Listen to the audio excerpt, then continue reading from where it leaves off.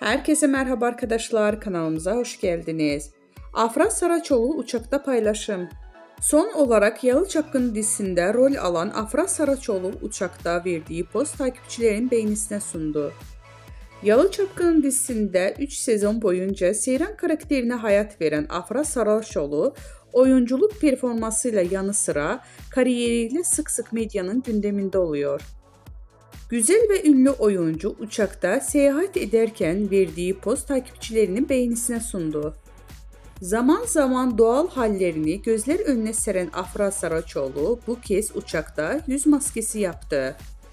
Kulaklığında kulaklık, yüzünde maskeliyle poz veren ünlü oyuncu paylaşımı büyük ilgi gördü. Öte yandan Afra Saraçoğlu yeni sezonda Aile Bir İmtihandır Abim dizisiyle ekranlara dönecek. Ünlü isim imzalı dizide Kenan Emirzalıoğlu ile başrollerini paylaşacak. Bizden bu kadar arkadaşlar. Videolarımızı beğenip kanalımıza abone olmayı unutmayalım. Hoşça kalın.